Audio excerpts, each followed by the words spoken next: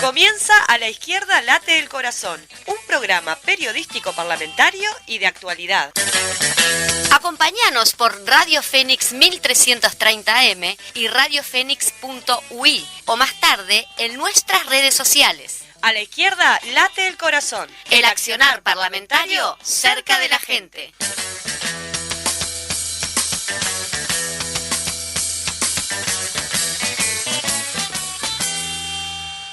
Está sentado ahí. Todos saben que es comunista, lo respetan, se sabe, es pobre y rico, generoso al convidar, al envidar y hasta para echar al resto. Confirmo, porque todos sospechan, que tiene miles y miles de compañeros almas y más. Muy, pero muy buenos días. Comenzamos un programa más de A la Izquierda Late el Corazón. Estamos latiendo con todo corazón rojo. ¿Cómo estás, Paola? Muy buen mediodía para todos y todas. 102 años del Partido Comunista. Hoy tenemos necesariamente que hacer mención porque es esta audición. Nos toca hoy en nuestra audición el aniversario del partido, así que por eso empezamos con esta introducción de la canción de Citarrosa, que después sigue, Fede, si querés poder ponerla chiquita de fondo, y bueno, contentas y entusiasmadas, y saludamos a todos y todas las camaradas que están del otro lado, y también a los compañeros y compañeras del Frente Amplio, que hemos recibido saludos de todos lados, así que muchísimas gracias y vamos arriba, compañeros. Y saludamos todas las actividades que se están haciendo justamente a lo largo y ancho del país por estos 102 años del partido. Y bueno, comenzamos con todo el programa y como ya los tenemos acostumbrados, si te parece, Paola, vamos de lleno a la columna de la diputada Ana Olivera. Muy buenos días. Nuevamente vamos a hablar en el día de hoy de los temas vinculados con lo presupuestal, partiendo de la base de lo que hemos venido señalando columna tras columna, que el debate presupuestal tiene que ver con la vida del pueblo uruguayo. Y en este sentido, en estos días, ya lleva unas semanas, se procesa un debate público vinculado con la situación de la alimentación y los datos aportados sobre la cantidad de personas que hoy se alimentan en las ollas populares.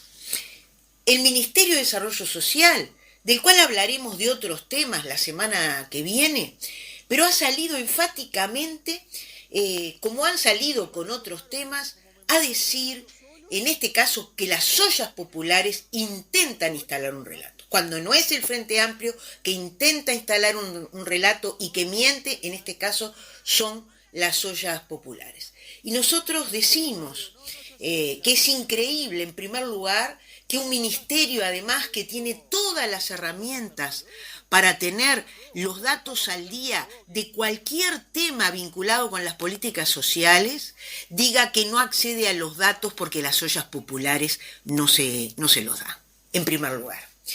En segundo lugar, porque los datos han sido publicados por solidaridad.uy, que los viene publicando sistemáticamente desde hace un tiempo, y además en su publicación está clara la metodología utilizada para llevarlo adelante.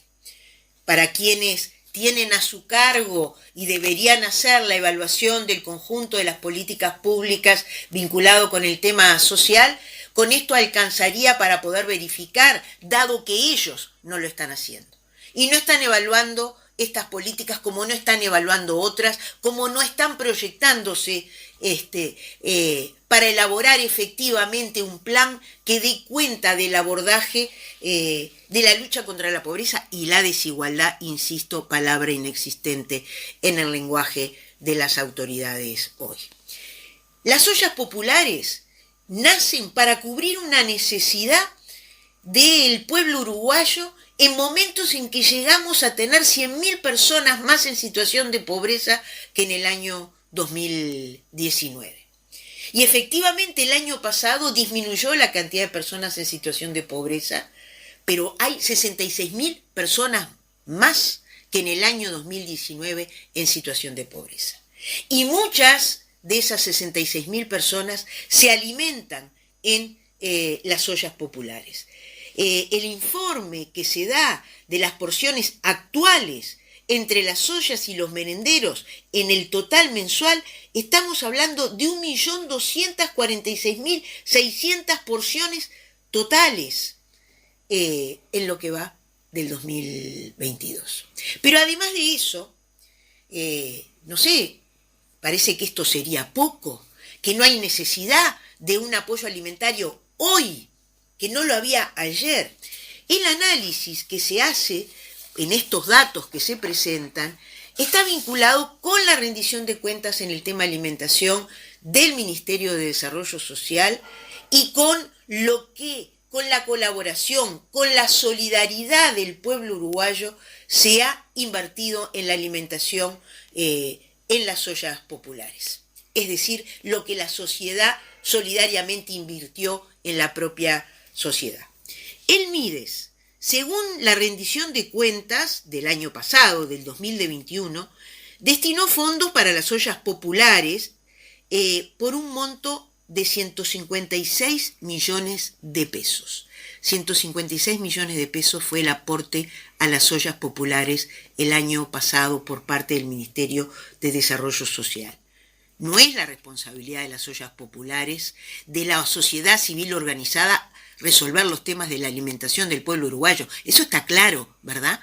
Ahí hay una responsabilidad del Estado que además no invirtió durante esos años lo que se decía que era necesario invertir para que no hubiera más cantidad de personas que cayeran en situación de pobreza. Bueno, ¿saben cuánto fue el costo que el informe que produce Solidaridad hoy dice que cuál fue el costo total de las necesidades alimentarias del pueblo uruguayo? Fueron 727 millones de pesos. Repito, 727 millones de pesos. Yo sé que los millones no quieren decir nada, pero los millones puestos en comparación quiere decir, mientras que las insumos que se consiguieron por parte de las ollas populares fueron de 571 millones de pesos, el Ministerio de Desarrollo Social puso 156.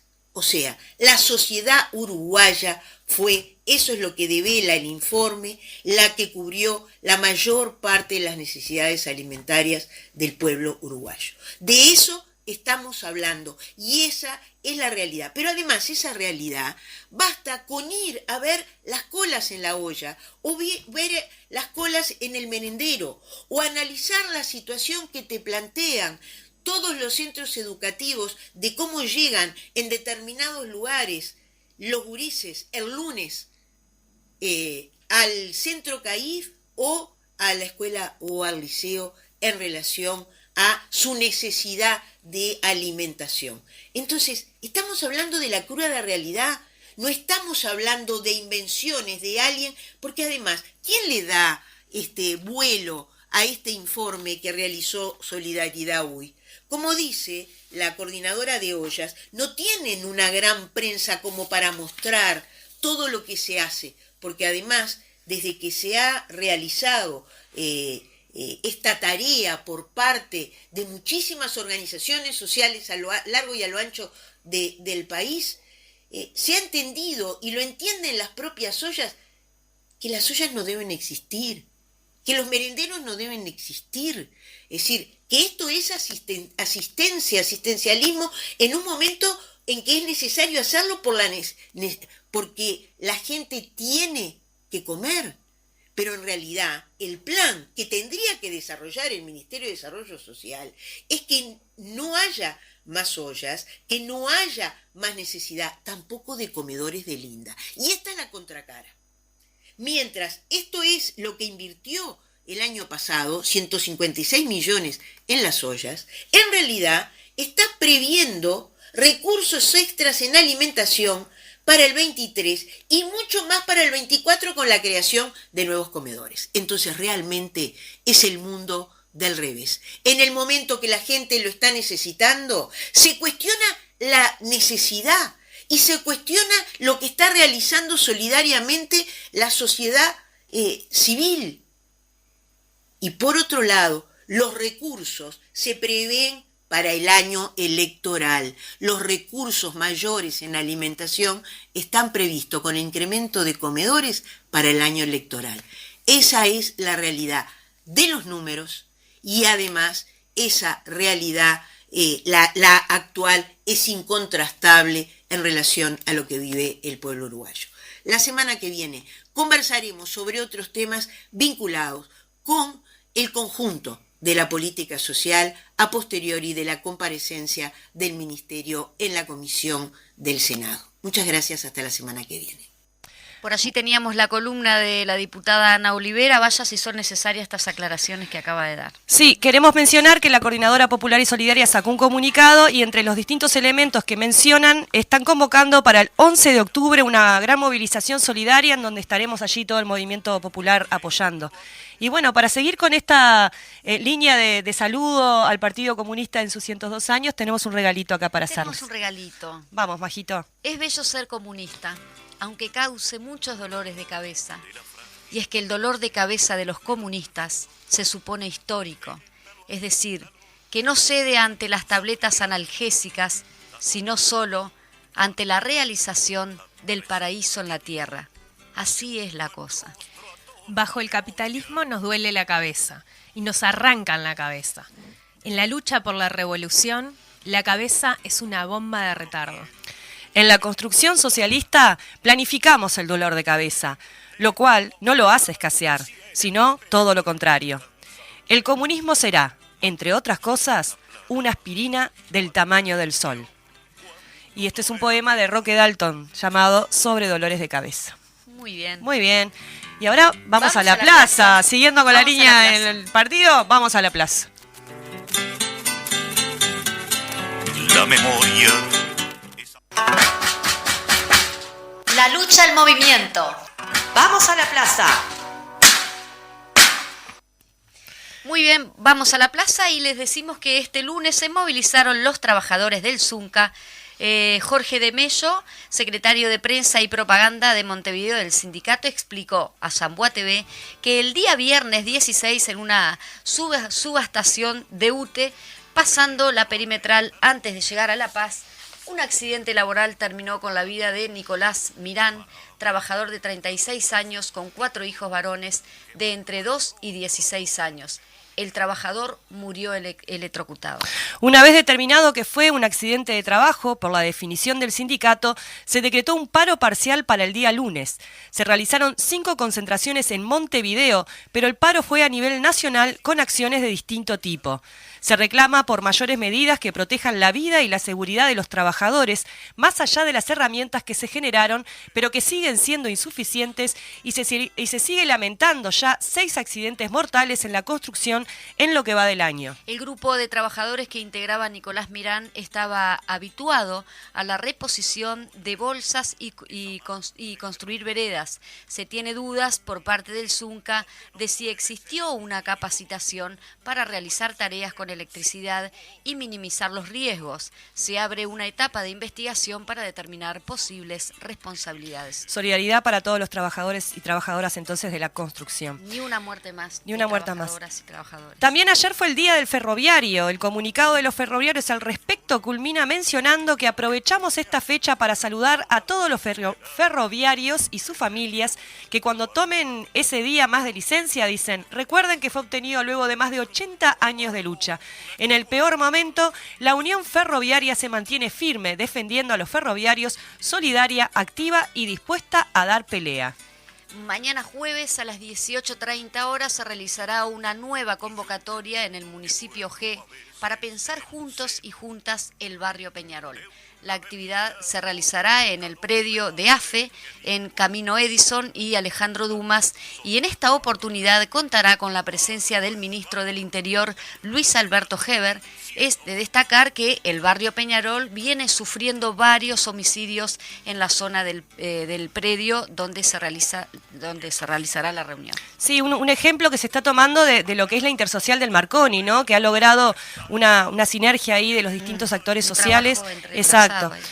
Bien, desde la Asociación de Expresas y Expresos Políticos de Uruguay se manifestó el rechazo a la decisión de la mayoría de la nueva conducción de la Institución Nacional de Derechos Humanos de admitir la inscripción de una institución que ha negado la existencia de las 197 desapariciones forzadas durante la dictadura.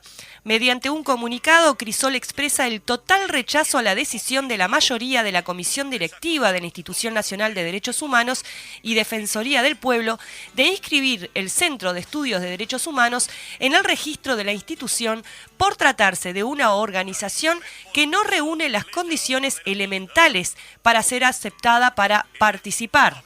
Asimismo, el texto de Crisol sostiene que repudiamos la persistente campaña del matutino El País, que fuera vocero oficial del terrorismo de Estado contra la Institución Nacional de Derechos Humanos y sus editoriales destinadas a intimidar y discriminar a las nuevas autoridades. Crisol manifestó que ratificamos nuestro compromiso de apoyar y respaldar a la Institución Nacional de Derechos Humanos como una gran conquista de los trabajadores y del pueblo uruguayo para afirmar las normas de derechos humanos, que son una gran conquista de la humanidad, aunque parece que las actuales autoridades no comparten nuestro punto de vista, informó el portal de noticias del PIT-CNT. Y ya que nos dio el tiempo, capaz que mencionamos un poquito lo que habíamos comentado en relación a la Coordinadora Popular y su comunicado. La Coordinadora Popular y Solidaria de Ollas Populares respondió en un comunicado a las amenazas del ministro Lema del Mides en relación a que si no hay datos se termina el apoyo y que las ollas construyen un relato de hambre. La coordinadora afirmó que es lastimoso y da vergüenza que el jerarca del Mides, con sueldos de 6 cifras, estén desde hace 2 años mendigando los datos y cifras que su notoria ineptitud no ha podido arrojar. Los datos del último... Ahí va, exactamente, de los últimos informes son públicos, pero ellos desestiman nuestra tarea solidaria y al mismo tiempo quieren que hagamos el trabajo de los que ellos han huido. El comunicado agregó que los datos sobre las ollas populares en Uruguay ya han sido publicados. El último fue presentado en agosto a cargo de la solidaridad.ui, de solidaridad.ui, donde se detalla las porciones servidas, asistentes, y se realiza un comparativo desde que se iniciaron las ollas populares en 2020, producto de la pandemia de COVID-19 y la falta de soluciones para las personas que se quedaron sin ningún tipo de ingreso. Y finalmente, como mencionábamos al final de la columna de la diputada Ana Olivera, la organización de las ollas populares convoca una movilización el próximo 11 de octubre. Muy bien. Movidita la plaza. También queremos mencionar que están movilizados los docentes, funcionarios y estudiantes de la Universidad de la República, con clases abiertas en la explanada de la Universidad de la República, con distintas ocupaciones en los diversos centros de estudios. Nos comentaba Mica que va a estar en la segunda parte de la diputada Micaela Melgar, que también están rodeando el Palacio Legislativo, así que está movilizada toda todo el campo popular. Todo el ¿cómo es que decimos? No, se me olvidó, pero bueno, hay una palabra para cuando está todo como el demos universitario, ahí toda la gente organizada de la universidad en sus distintos órdenes, así que apoyamos eso. Bueno, también mandarle saludos a Liber, que siempre nos está acercando información sobre todas las movilizaciones que se están realizando. Si les parece, entonces vamos a un saludito especial de nuestro secretario del Partido Comunista, Juan Castillo. Y aleja del costado del poema una visión pueril de toma y daca.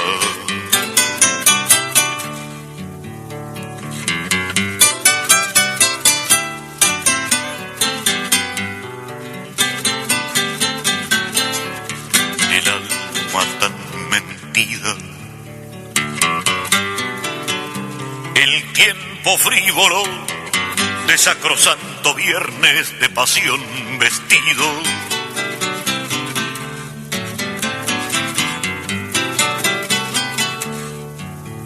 La irresponsable llama de la vida en el pabilo negro de mi canto.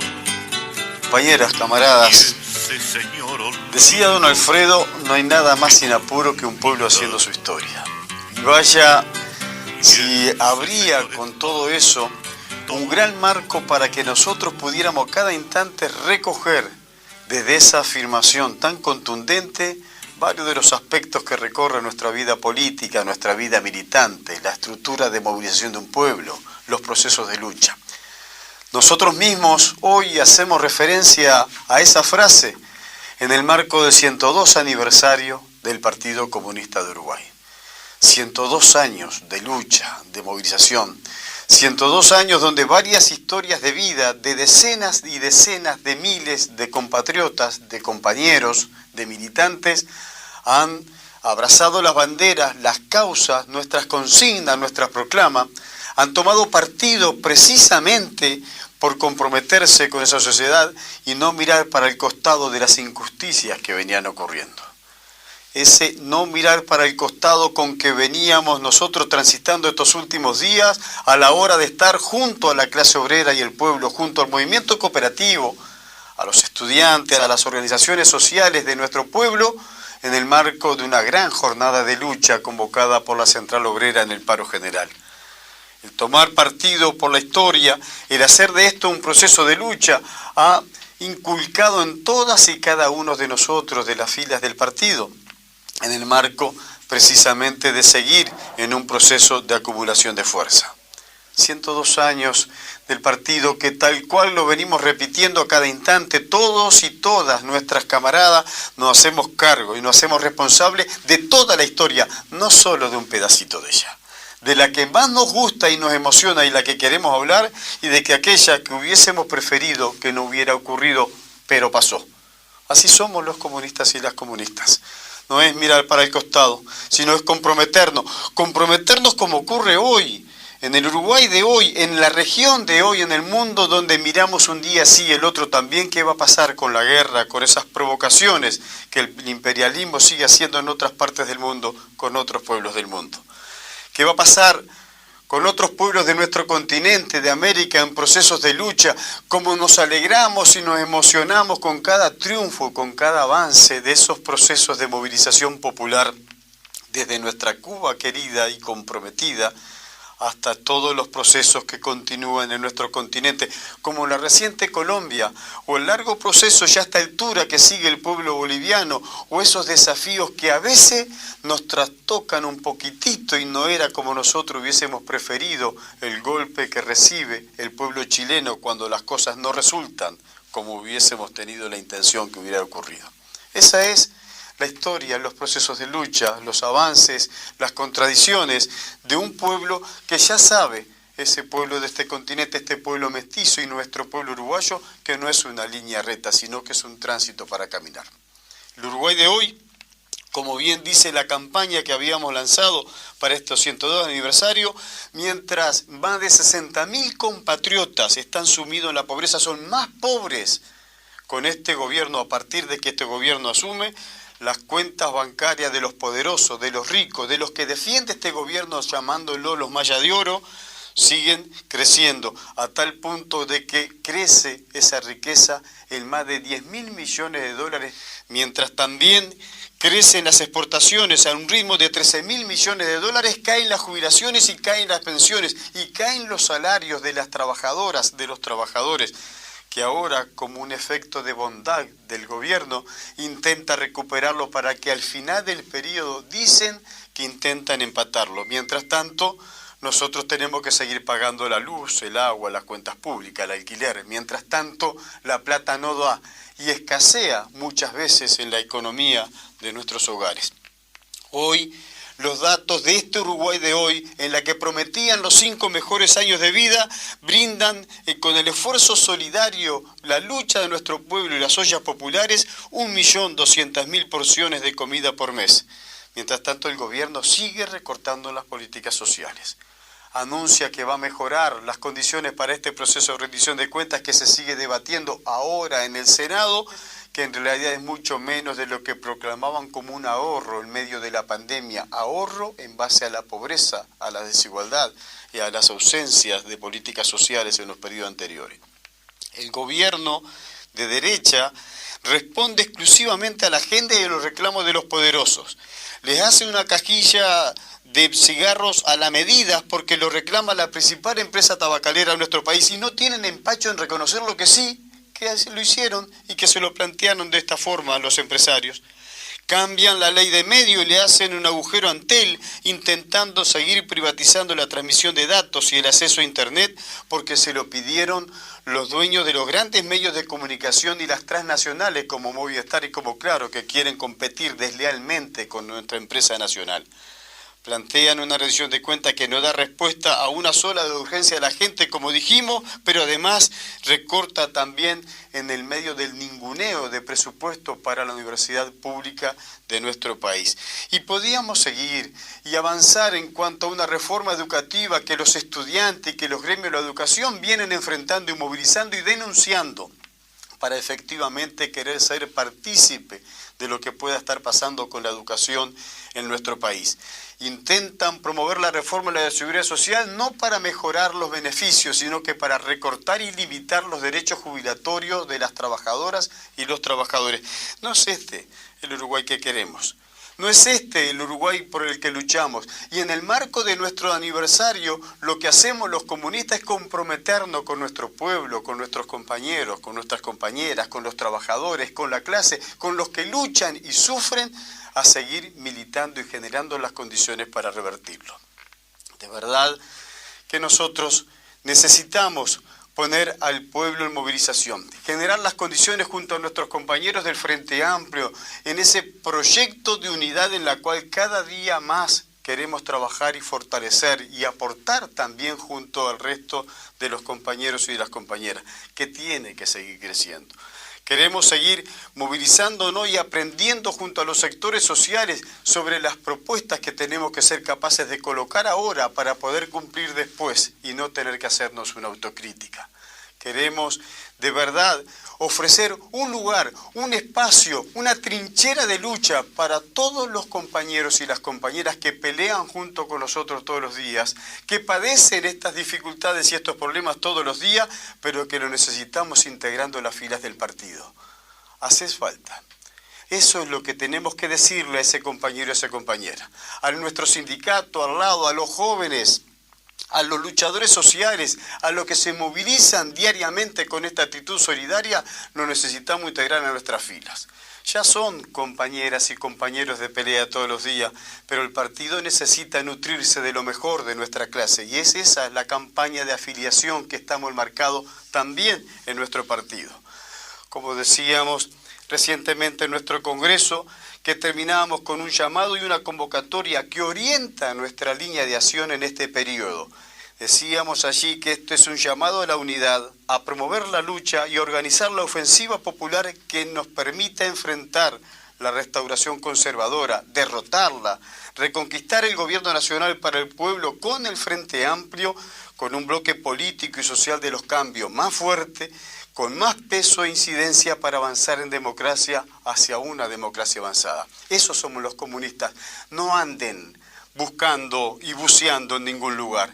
No anden haciendo oportunismos rebuscados por ahí a ver qué pensamos, qué somos y qué queremos los comunistas. Estos somos los comunistas uruguayos. Por eso, camaradas, compañeros, compañeras, amigos del partido, con convicción y con alegría, que esa alegría que nos da la lucha es que convocamos a todas y a todos a sumarse a ese esfuerzo, a esa convocatoria. Y lo que hoy tiene y adquiere esta forma, lo que serán la promoción de diversas actividades, de actos de festejo y celebración en todo el país, en todo el territorio, y le decimos, no mires para el costado, es tiempo de tomar partido. Salud. Muy bien, por allí teníamos las palabras de nuestro secretario del Partido Comunista. Iba a decir secretario de propaganda. Me quedé con la propaganda. No, muy bueno el saludo. Sí. Bueno, compañeros, compañeras, gente linda que está escuchando del otro lado, nos vamos a la pausa y a la vuelta, ¿qué tenemos, Majito? Y a la vuelta venimos de lleno, como me gusta decir, toda la media hora se la vamos a dar a la diputada que tenemos aquí. Ella está saludando, Micaela Melgar. Hablando sobre espionaje en democracia. Vaya temón, no nos va a dar media hora con esto.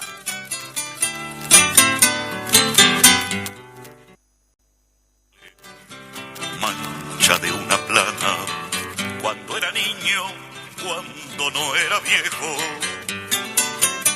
Muy bien, volvimos ahora sí, vamos ya de lleno a la entrevista central del día de hoy que tenemos aquí ya la diputada Micaela Melgar. Bueno, buenos días, bienvenida, feliz cumpleaños. Muchas gracias, feliz aniversario, estamos de fiesta total hoy, con el 102. Conversábamos ahora en la pausa sobre este tema que vamos a tratar, Micaela, que es tan amplio, decías vos, tan enorme, que cuesta como dimensionar a veces todo lo que implica, ¿no? Contanos en principio, bueno, ¿qué fue lo nuevo que pasó? Porque este tema ya venía dado, vos tuviste una intervención en el Parlamento, hubo una resolución allí de la justicia, contanos un poco cómo es la situación. Sí, cuesta dimensionarlo especialmente en el país de las cercanías, ¿no?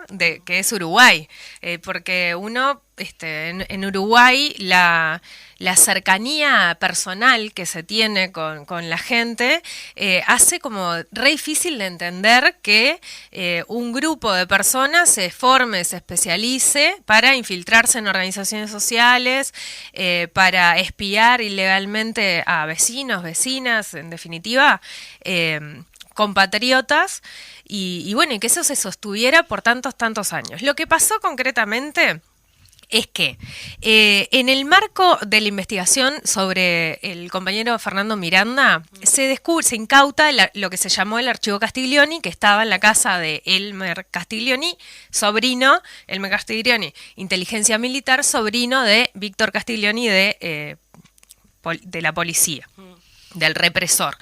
En ese archivo lo que se hace una investigación con peritos donde trabajan Álvaro Rico, Isabel Scheuer, lo que se da cuenta es que había una copia de un archivo de inteligencia militar que una parte al menos se encontraba en el archivo Berruti, que ya se tenía acceso posible para la investigación en el archivo Berruti, porque el archivo Berruti sí fue encontrado por Azucena en el 2006, se hizo el trabajo de digitalización y había posibilidades de trabajar sobre eso. Lo que se hizo cuando se incauta el Castiglioni y se da cuenta que existían acciones de espionaje en democracia, o sea, del 85 hacia adelante, había un funcionamiento de los sistemas de inteligencia militar y policial igual, idéntico que en dictadura, lo que se hace es se pide una comisión investigadora en el marco del Parlamento.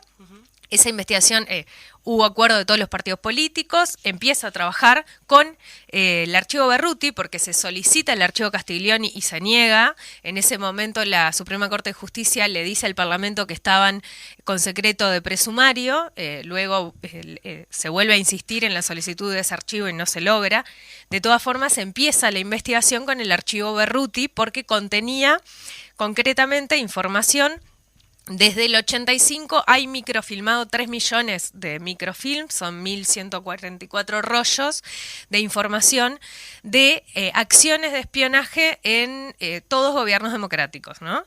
En realidad el archivo Berruti tiene información hasta el 2005, pero no podemos decir que allí terminó el espionaje en democracia. Lo que no podemos es decir que tenemos evidencia, por lo menos que el Parlamento haya tomado contacto con evidencia, que sí tomó desde el 85 al 2005. Lo que hace la investigadora es remite todas las hace muchas cosas en el medio, por ejemplo, pide que vengan a declarar los directores de inteligencia militar y no viene ninguno. Y ahí el Parlamento todos los partidos políticos se piden en contra de que no vinieran a explicar Condenan, por qué. Digamos, sí. De hecho, es muy interesante leer las declaraciones de Trovo, de la gente más recalcitrantemente de derecha, diciendo, bueno, no puede ser que ni siquiera los militares estén tan por encima del poder político que no vienen ni siquiera a explicar algo que se está investigando a nivel parlamentario. Finalmente, cuando se trabaja, se culmina el trabajo parlamentario, se elevan las actuaciones a la justicia, o sea, todo lo que se recabó, toda la evidencia, todos los testimonios,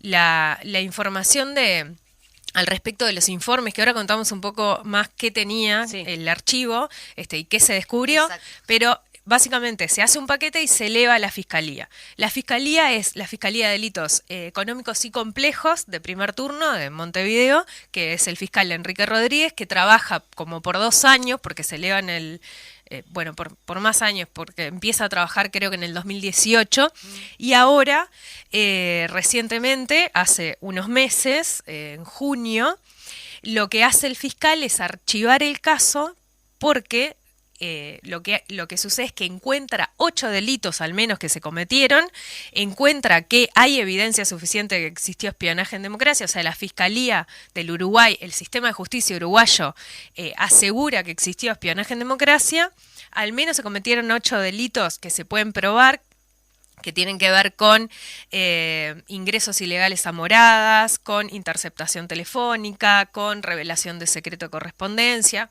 acciones que se tomaban en el marco de generar espionaje, y esos delitos que se consideran probados por la Fiscalía, lo que pasa es que prescribieron, porque la pena máxima que tiene cualquiera de esos delitos son 10 años, y lo que cuando se despiden, cuando se toman conocimiento, en realidad habían pasado 13.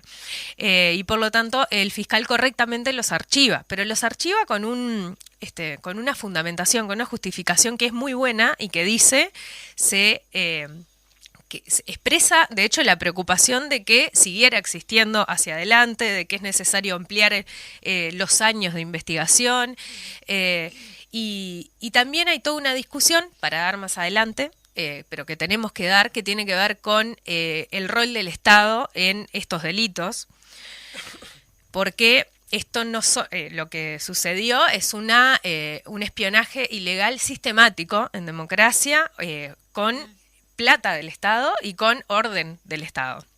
Con orden del poder político, con orden del poder, militar, policial y con anuencia del poder político. Porque acá estamos hablando de horas y horas y horas de vigilancias a casas de personas, seguimientos de personas. Bueno, ya les dije interceptación telefónica es que le pinchan el teléfono y escuchan sus conversaciones. Ingreso a moradas es que se le metieron adentro de la casa. El formato que tenían, por ejemplo, uno de los formatos que se descubrieron que se tenía era hacerse pasar por otro organismo del Estado como de OCE, por ejemplo, tener habilitación de OCE, ingresar a la casa, hacer una inspección y en realidad generar un informe sobre las condiciones de vida, los libros que se tenía, cómo funcionaba esa familia. Hay un ejemplo en el archivo que dice: familia Frente Amplista, cuadro del Che, material marxista-leninista, paredes y pintura deteriorada. O sea, ese nivel. Bueno, al respecto de qué había en el archivo que había planteado más o menos para tener idea de la dimensión que estamos hablando. Estamos hablando de un archivo donde se ven, por ejemplo, reportes de agente tanto diciendo, dándole una información. Con nombre y apellido. No, siempre están tapados, codificados, agente 13G, cosas así.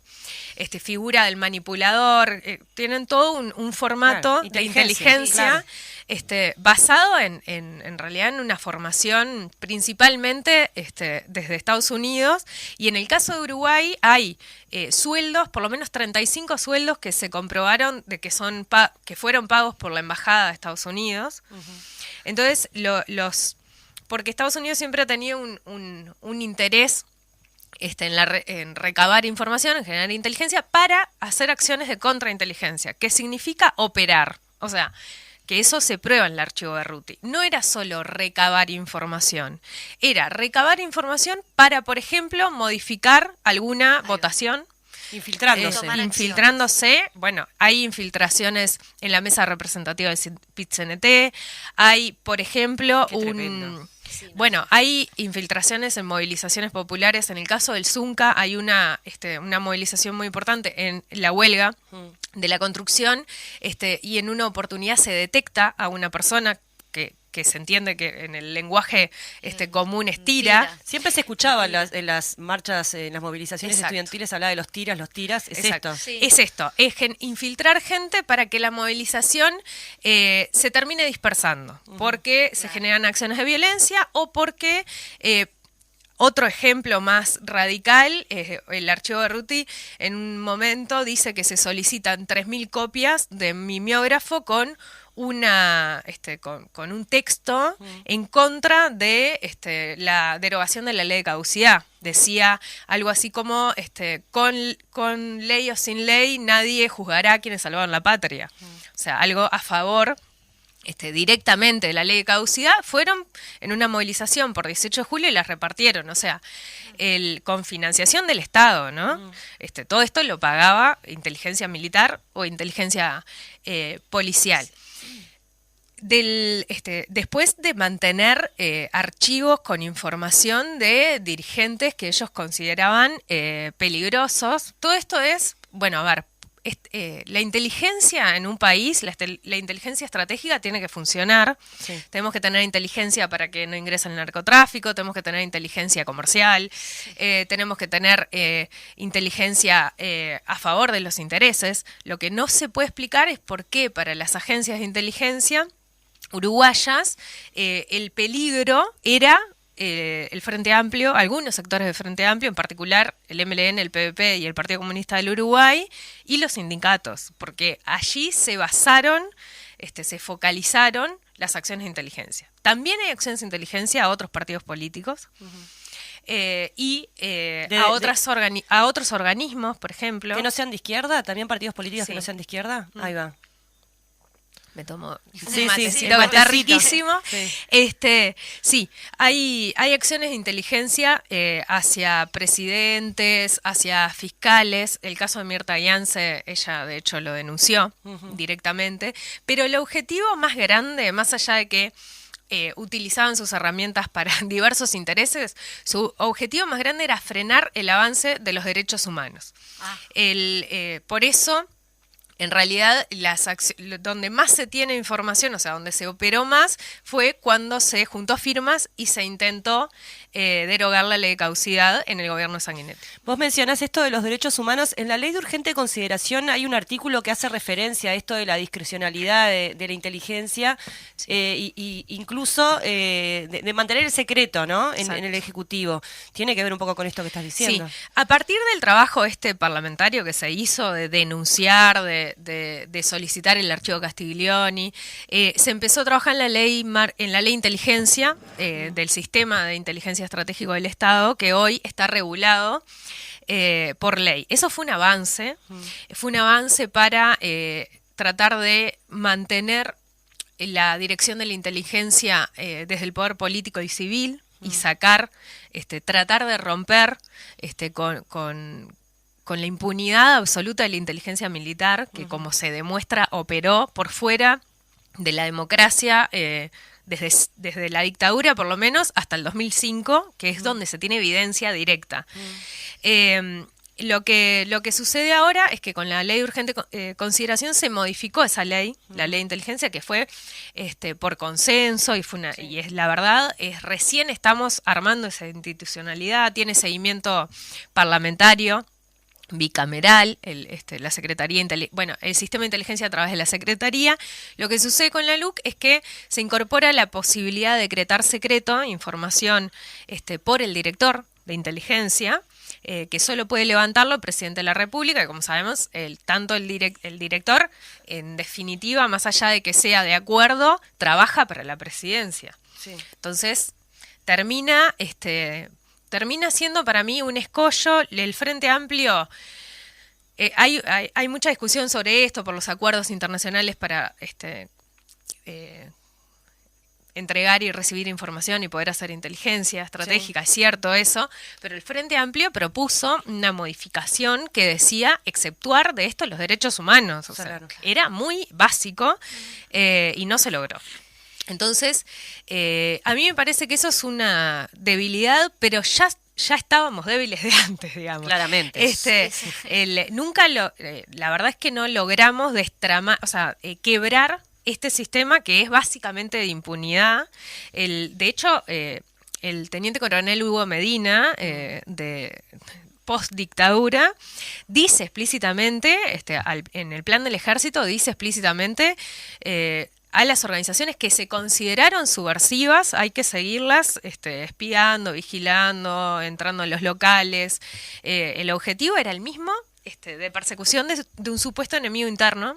Claro. Que es la teoría, la mirada de la seguridad nacional que ha tenido por muchos años una parte del ejército y de las Fuerzas Armadas, en particular del ejército.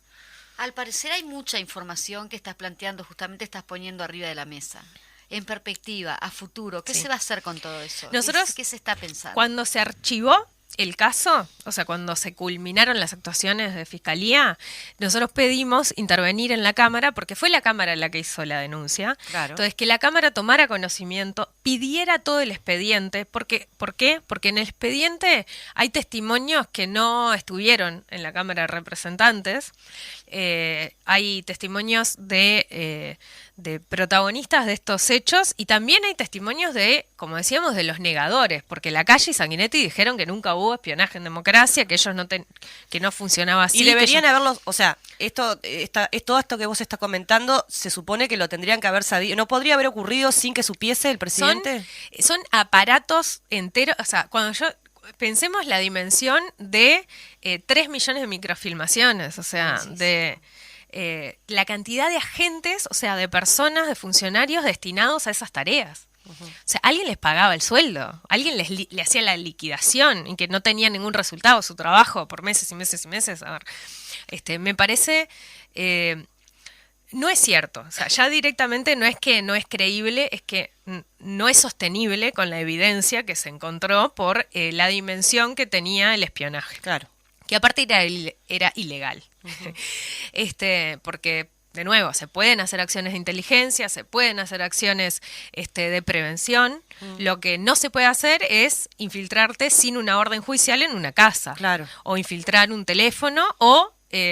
meterte en un sindicato para contando una historia de tu vida que no es cierta, o sea, armando un perfil para generar adhesión, para lograr información. Tampoco podés recabar datos de una persona a través de su vehículo, por ejemplo, de su matrícula, y cruzarlo con los datos de la OCE, los datos de la Intendencia, a ver si debe algo para poder extorsionarlo. O sea, esas cosas se hacían. Directamente se operaba para influir en el funcionamiento del campo popular, de las organizaciones sociales y de la izquierda.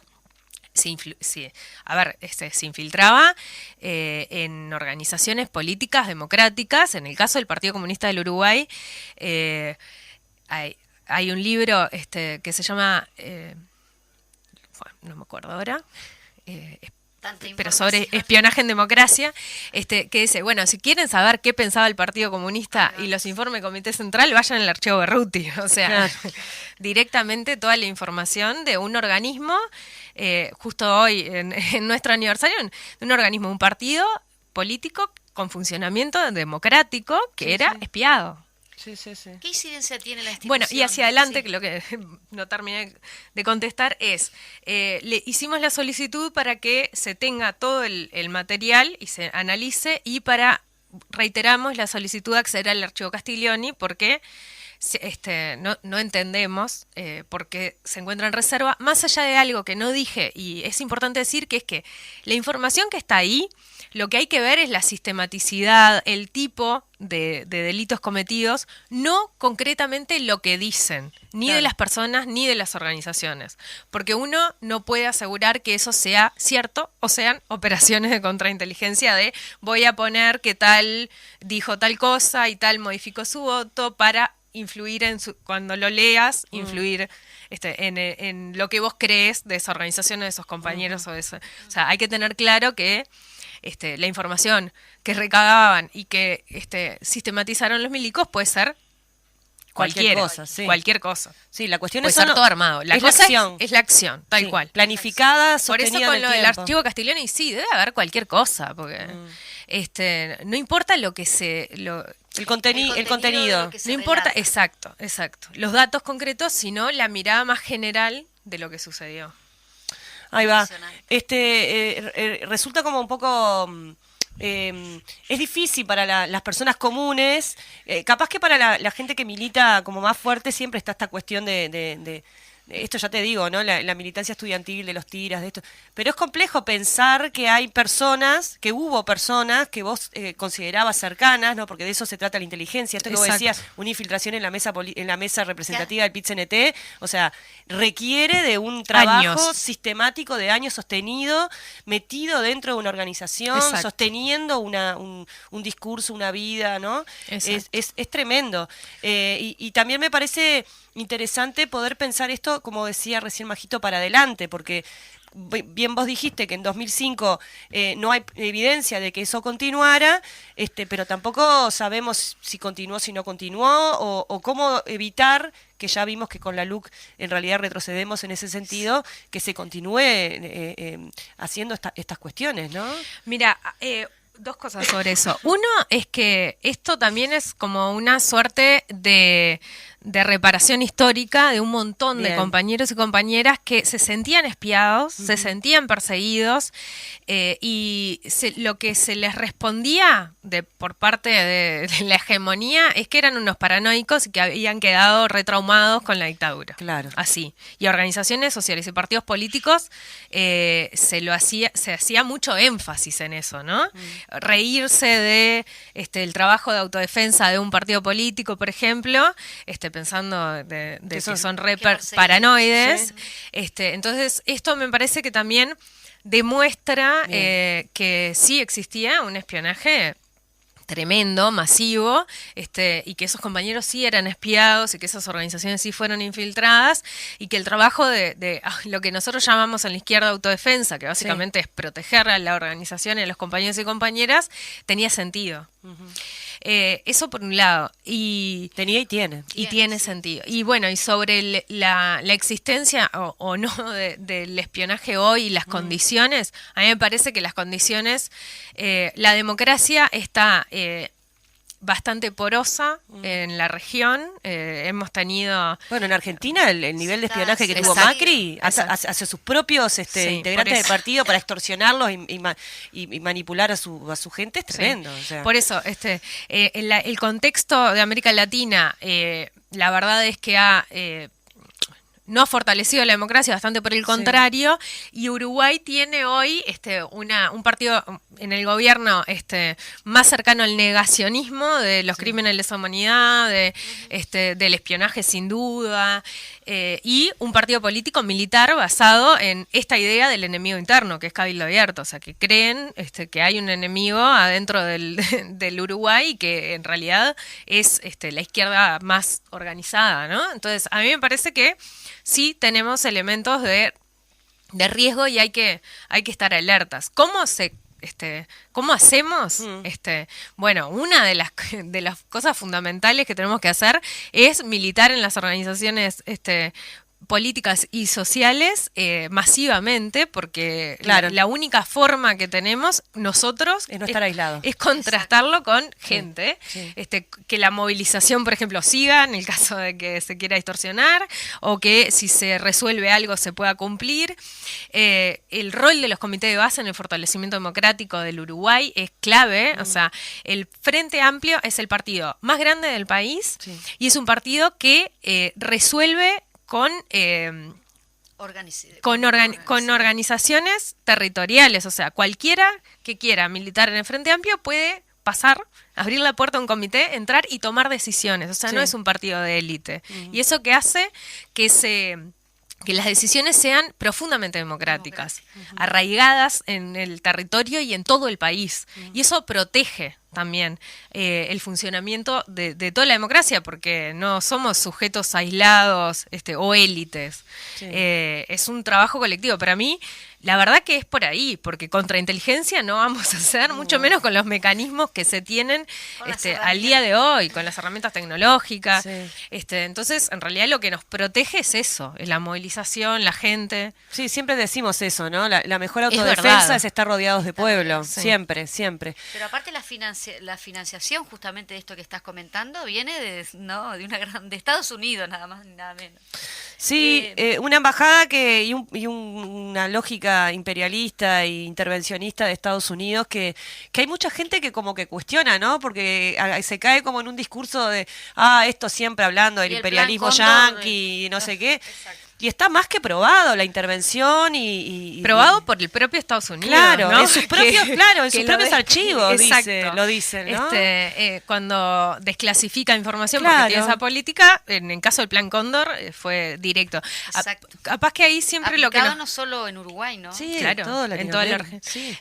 Ahí hay como un debate sobre, bueno, una cosa es la gente que vive en Estados Unidos, Sí. el pueblo estadounidense, hay partidos políticos en Estados Unidos que quieren terminar con las intervenciones. Y otra cosa es cómo funciona el sistema de toma de decisiones que básicamente se basa en corporaciones. O sea, Estados Unidos, los políticos no deciden nada, es el lobby y la corporación que lo que quiere es tener recursos que están en América Latina, entre otros lugares, y tienen que lograr meter su forma de comercio, que es bastante diferente a otros países, por ejemplo, del Oriente, que tienen otras formas comerciales. Estados Unidos tiene un formato y tiene que operar a su favor con el marketing.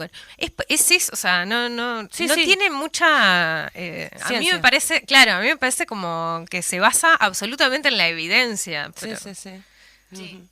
Bueno, Micaela, interesantísimo el tema. Esperemos que haya quedado como despejadas algunas dudas, que haya ayudado para pensarnos y para pensar el funcionamiento de nuestra democracia. También pensar para adelante cómo fortalecerla, ¿no? Y encontrar mecanismos para que estas cosas no vuelvan a ocurrir. Te agradecemos mucho que hayas venido. Siempre es un placer escucharte, Majito.